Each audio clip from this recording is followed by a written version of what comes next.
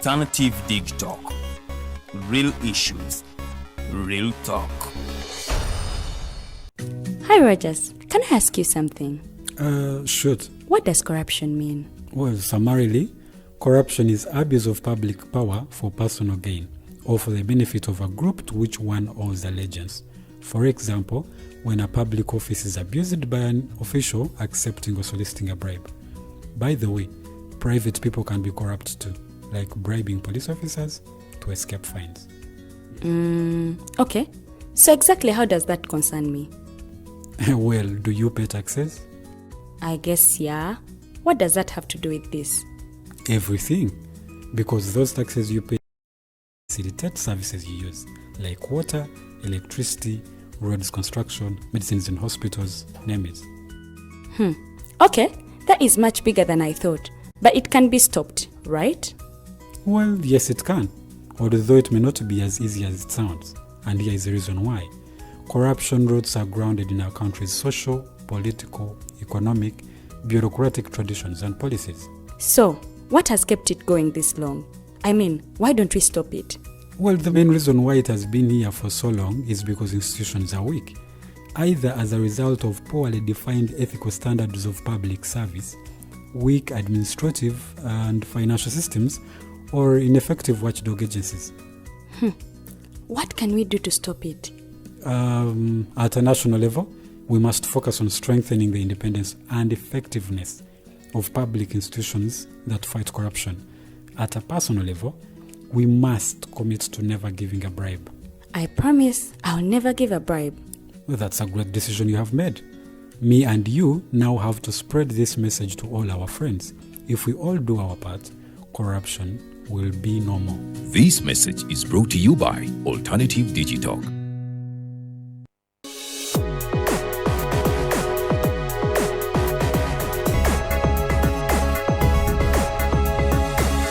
The Alternative Digital.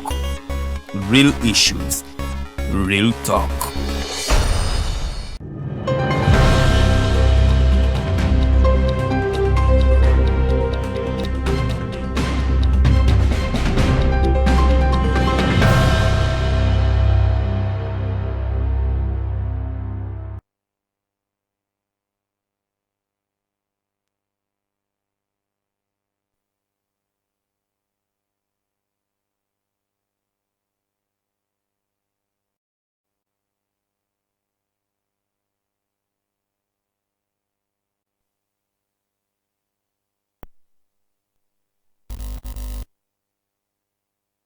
Subversive activities that are taking place in Uganda, especially in the Kampala metropolitan. And in that regard, the UPDF has cut ties with the German envoy, saying that they are some of the people that are funding these subversive activities. I have that and much more in this edition of the Mighty Drive Show. We're always here every weekday. I mean Monday to Friday, starting from 8 to 10 a.m. We have 2 hours of non-stop information to give you, information that will make you make an informed decision, and at the end of the day, you'll be an informed citizenry. As you well know, every particular Monday, I'm joined by Mr. Moses Bigirwa, who is the president of the Eastern Revolutionary Platform, a new pressure group that is in the country. What you can do this morning is make sure that you can share this video to as many people as you can, to as many groups as you can, so that people can be able to make an informed decision and also be able to consume accurate information. We are Digitalk TV, and we committed to bring you live and non-stop information at the comfort of your home, at the comfort of your tablet, such as this one, and at the comfort of your telephone. So do subscribe, send us a message, comment, or query through our social media platforms. That is at Digitalk TV, but also at the Alternative Uganda. My name is Edgar Mathew Karuhanga, and I'm your host for this particular morning. Abaka nega takonjagala okubaniriza ddala ku mukutu ogwa Digitalk TV amanya nze Edgar Mathew Karuhanga ennaku z'omwezi ziri 26 omwezi gwa muzigo osobola okuyita ogwokutaano omwaka 2025 bingi ebigenda maaso mu ggwanga era olunaku luno olwaleero wendi okubanga nkuleetera buli mawulire g'olina okuba ng'omanya naddala ebintu ebigenda maaso mu ggwanga ne wabweru w'eggwanga ffe nga TikTok TV twasalawo okubanga tubaweereza nga tubaleetera amawulire naddala ku mikutu gimukwanira wala gye mutera okubanga mubeerako emikutu nga Facebook emikutu nga YouTube ffe wetusinziira okubanga tukuwa okumanya amanya nze Edgar Mathew Karuhanga okubanga nkuweereza olunaku luno olwaleero mu lulimi olungereza mbategeezezza nti leero nina omwami bamuyita Bigirwa Moses ono nga ye ssenkulu w'ekisinde ekya Eastern Revolutionary Platform ERP tugenda okubanga tunyumyamu naye olunaku luno olwaleero era n'olunaku olwaleero tulina press conference eya PFF olunaku olwa Monday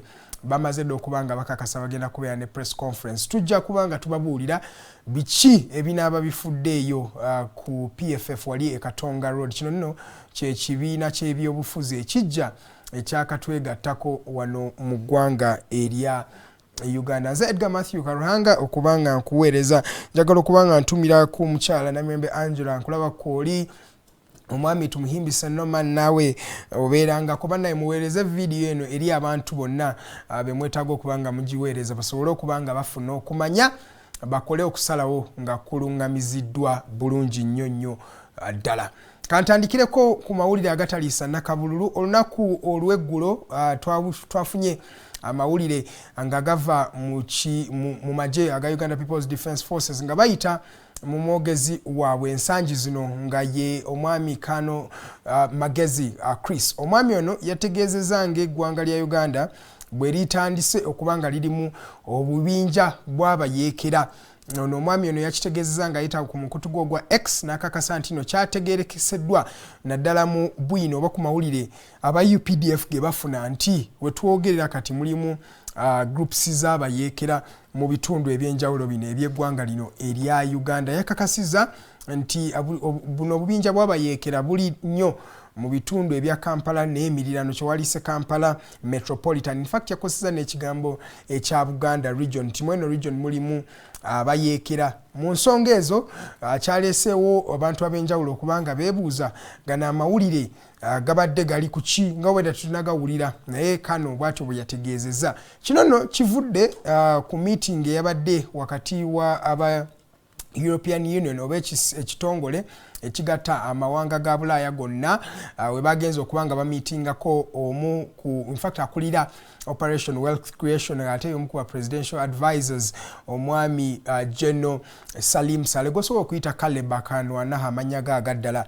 Mu meeting eno balaze obutali busanyufu bwabwe n'ebigambo ebibadde byogebwa omwami ayogerera omwami aduumira amagye ga Uganda General Muhoozi Kainerugaba ne bagamba nti bino byayogera biyinza okuleetawo enjawukana naddala mu mawanga. So mu nsonga eyo takusobola oleetawo enjawukana mu mawanga wano mu ggwanga naye ate kisobola n'okuleetawo kyewaliise diplomatic disturbances wakati w'amawanga erya Uganda n'amawanga ga European Union. So mu bantu be twalabe mu katambi ako abadde abasaale mu kwogera ku nsonga eno mwe mwadde German Ambassador Matthias Schur yakakasiza nti no bino ebyogebwa Muhoozi Kainerugaba oluusi bireetera erinnya ebbi eri Uganda. Mu meeting eyo era twalabye n'abantu ab'enjawulo omuli David Prokol omwami ono nga ye muyambi wa mwami General Saleh yagambye nti kino ekyogerwa ewa bino ebigambo ebyogerwa Mr. Muhoozi tebibeera bigambo bya kubalaata.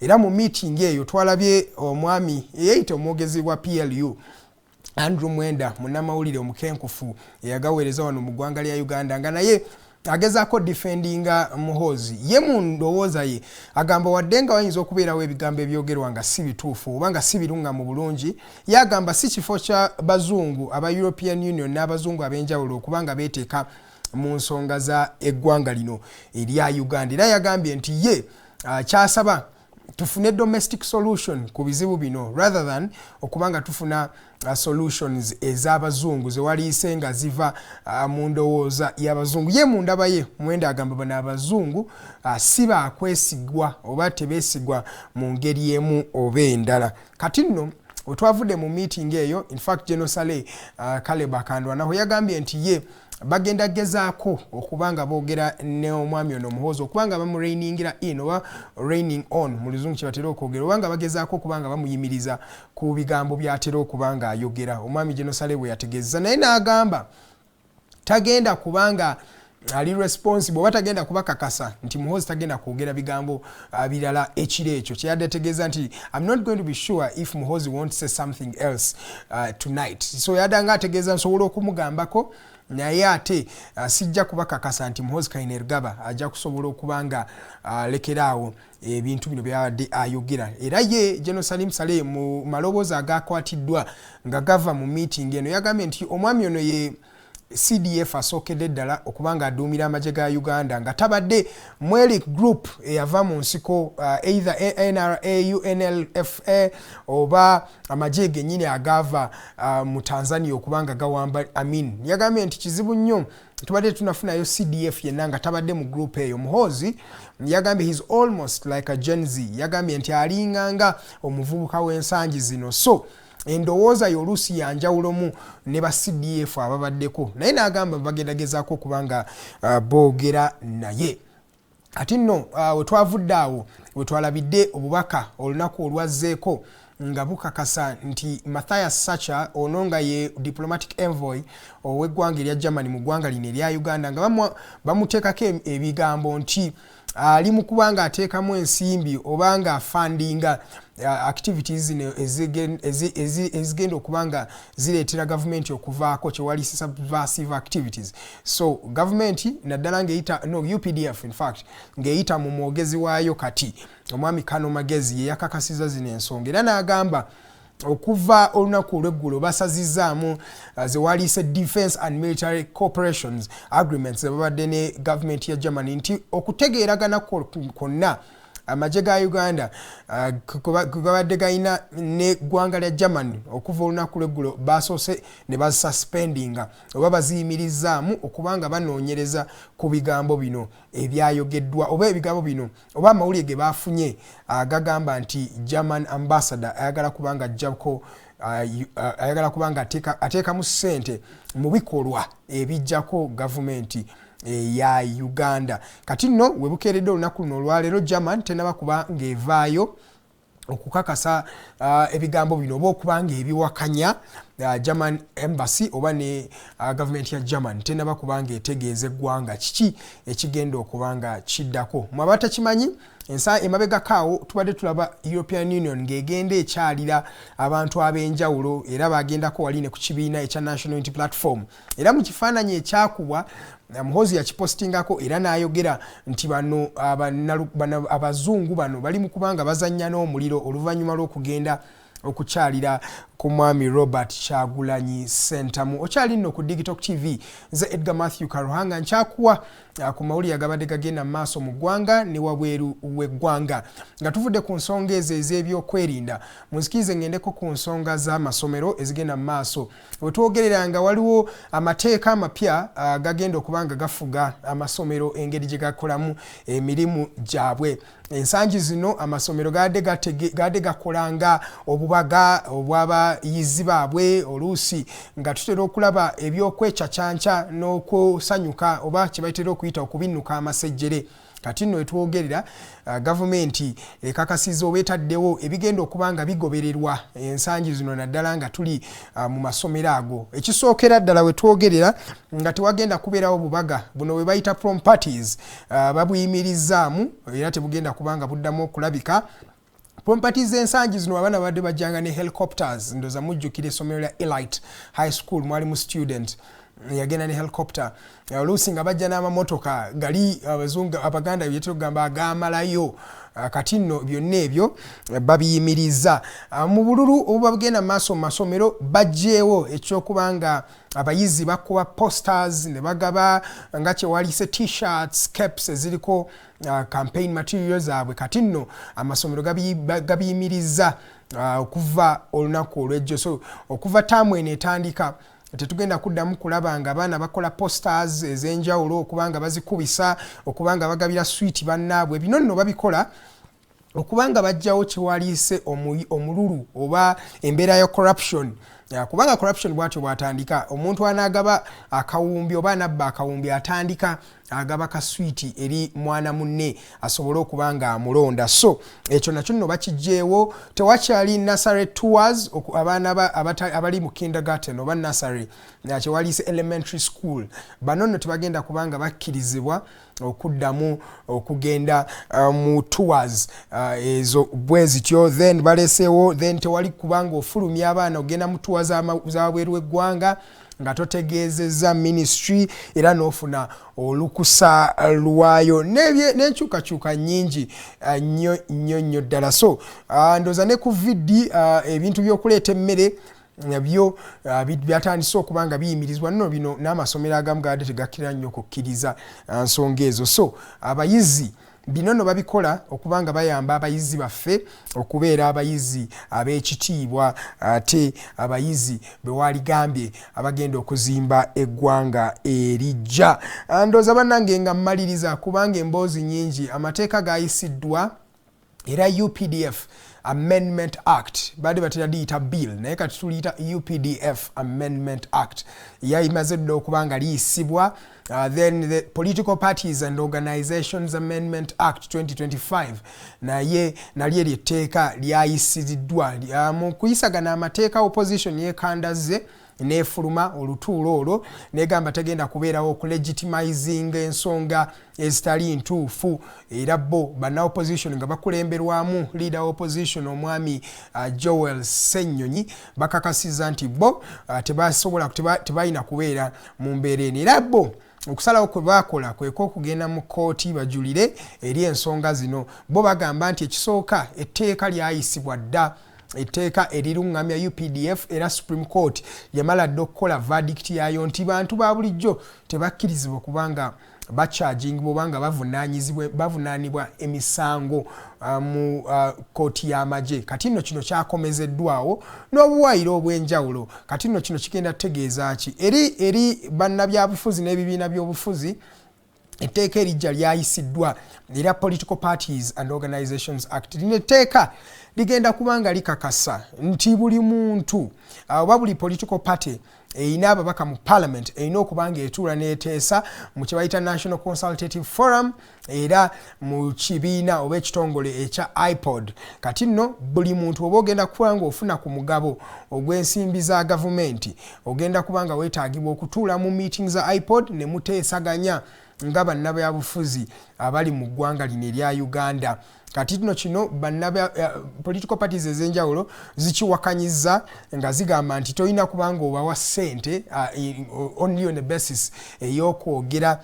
Abamu tebeetaaga kubanga boogera ku nsonga zino. Katulinde tulabe kubanga kiriwo nti political parties zibadde zifuna ensente nnyingi naddala parties ezirina ababaka abangi mu parliament. NRM badde efunanga ensimbi nnyingi okuva mu gavumenti, NUP efuna, UPC, FDC badde bafunanga ensimbi naye kati okuzifuna olina okubanga okakasa nti oli part of the Interparty Organizations for Dialogue IPOD okubanga oteesa mu mbeera eyo. Ndabako Balei Juvenile webale kubanga olaba ogambye mbu try other people for us. Thank you tujja kubanga tulaba Rujumbura Media. Thank you so much for watching. Namwe mwenna abali mu kubanga mutulaba olunaku luno olwaleero mwebali dakika ziri 2 zezakayita ku ssaawa 2 ez'okumakya. Ndooza kamalirize n'enteekateeka eza Matters Day. Jukira buli nnaku z'omwezi 3 omwezi ogwo ogw'omukaaga oba gwa June tubeera n'okujaguza nga tujjukira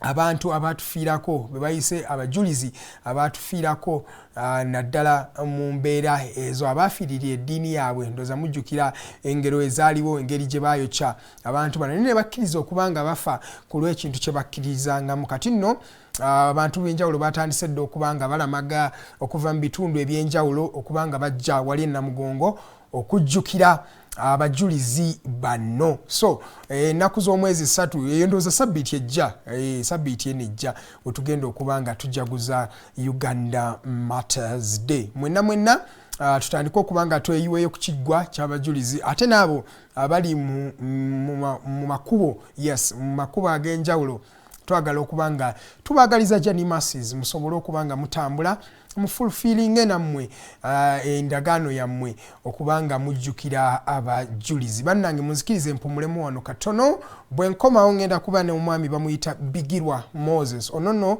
ye ssenkulu w'ekisinde ekya Eastern Revolutionary Platform. Tugenda kubanga tunyumyamu naye paka ssaawa 4 eza Kalasa Mayanzi. Let's take a short commercial break. You're still watching Digitalk TV.